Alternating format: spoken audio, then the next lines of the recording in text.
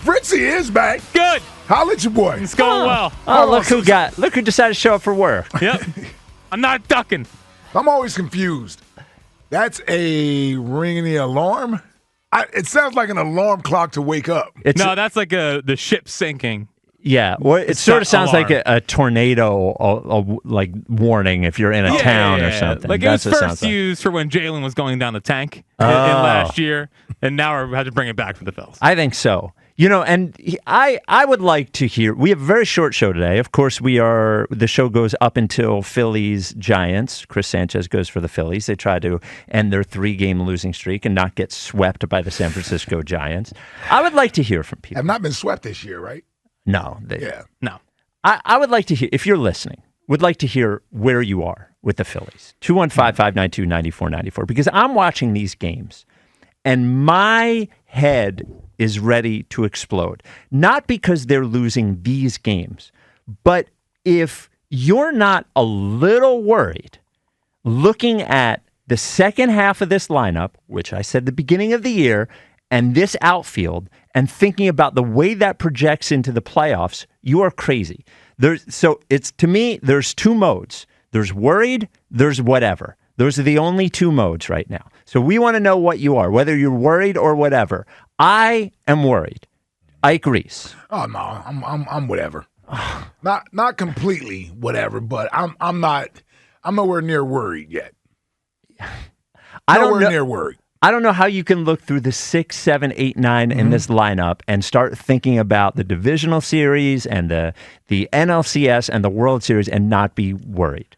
Well, because here's how I look at it. I don't think Castellanos is going to play this poorly all year long. I don't think he's going to hit this poorly all year long. The bottom of the lineup, if you go through every lineup, I would imagine there are 2 or 3 spots in each lineup that can use improvement. How much improvement? Is it marginal improvement? Is it drastic improvement? I think the Phillies probably need marginal improvement. And believe me, we still got time before Dombrowski has to pull the trigger on some sort of deal to bring in, I'm assuming what everybody who has concern is the outfield, right? It's the outfield. It's the lack of production from the outfield hitters or what have you. I get that, but you can add that guy. You can add that guy at some point. That guy is sitting on a roster somewhere being wasted. This team is not a Harrison Bader away from having a solid outfield. Who the hell is Harrison Bader? He's the kind of guy you're talking about. He's a master. Fritz, are you? He is. He's a good fielder. You look at him, you're like, 274, and then he gets here, and you're like, well, what does he even do? Where are you pulling Harrison Bader out of? He was on the Yankees. I know. Now he's a Met. And by the way, he's a guy on a 1-year deal. Are you focused more on the Yankees than the Bills? No. Here's what I'm saying, is that he's a guy on a 1-year deal that they're probably going to think about trading for, and he's not good enough to fill out what is. They have an outfield where everybody who plays in the outfield, their OPS is in the 500s. Like this, I don't know how people can't be concerned. I think people see it. I'm not going to say that's not something that needs to be improved upon. I'm just saying, as of right now, I don't feel concerned about it. They've managed to play around that, meaning they've managed to have success without having huge production from an offensive standpoint come from those guys on a regular basis. They've gotten it periodically. Marsh was hot probably the first month of the season, right? Marsh played well first month of the season. Yeah, he was batting well. Yeah, now he's sort of come back down to reality. Even Rojas looked good the first month of the season. And now, he's back to being Rojas again. No, you're right. He's back to being Rojas. I tell you what would help. It would help if Whitfield actually looked like a hitter at the plate. Doesn't. Looks helpless out there. It doesn't. 215-592-9494. Are you worried or whatever? Fritz, are you worried or well, I know where you're going. Yeah, this is whatever. We all calm down. They've lost 3 in a row. They've had a tough road. They never play well in San Francisco, and they never play well in Colorado. And frankly, I'm glad this is happening. They never play well in San Francisco, and they never play well in Colorado. It is what it is. Houston didn't play well in Arizona either.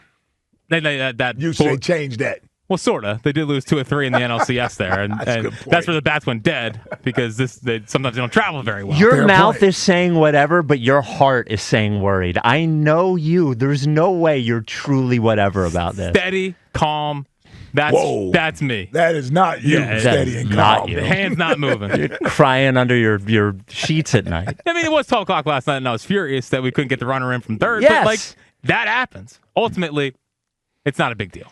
Tyler and King of Prussia, you're on WIP. Hey, what's up, guys? What's up, Tyler?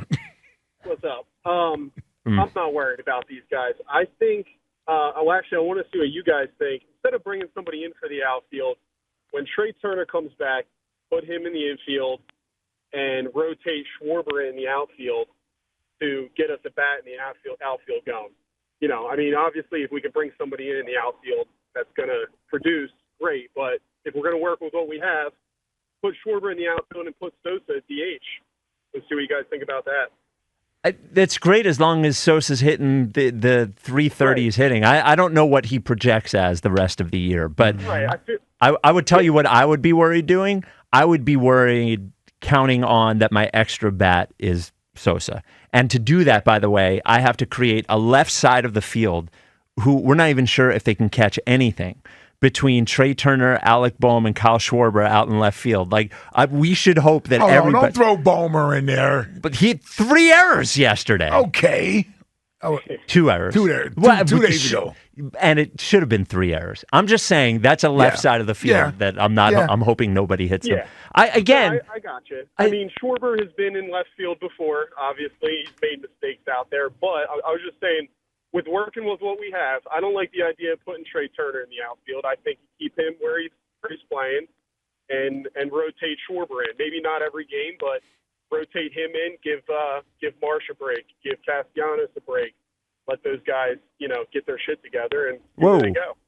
Sorry. You get that? Awesome. You get that, Jack? Yeah, we got to let you go. Sorry. You got that, Jack? You got it. Yeah, we're all good. Oh, man, he's quick in there. He's back to work. All right. I'm just making sure he's not farting there or going to the bathroom or something like that. No, not enough. Obviously was sick.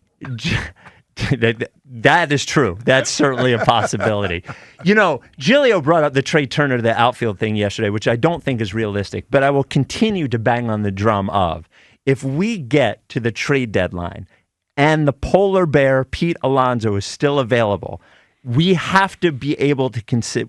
If this guy is a Philly for life, going to be here for a full decade, then Bryce Harper can play the outfield for 2 months while Pete Alonso plays first base. That's the only thing that I'm saying. If that's a possibility, you're talking about adding a real bat. All of a sudden, the texture of your outfield seems completely different with Bryce Harper out there. I'm just saying that could be a move that could really firm up the line. Oh, listen, I love the idea, and it's a right-handed power bat, so I love the idea, but you would have to run that by Bryce first. Yeah, sure. And if he's the team guy, if he's the leader that we all think he is, that he all said he would, then it's more than just wearing Fanatic socks. Every once in a while, you got to do something that's not totally comfortable for you. And you brought up another great point yesterday, that it's just the rest of the season. Alonso's he's on a one-year deal. It wouldn't mean Bryce has to stay there for the rest of his career, but to get to the World Series and to have that bat. And if you're Bryce, don't you want to help your guy Boris help his other guy by putting Pete Alonso on a winning team? Come on, it's Team Boris over there. I like it. Plus, we have a good run right now of taking people from New York.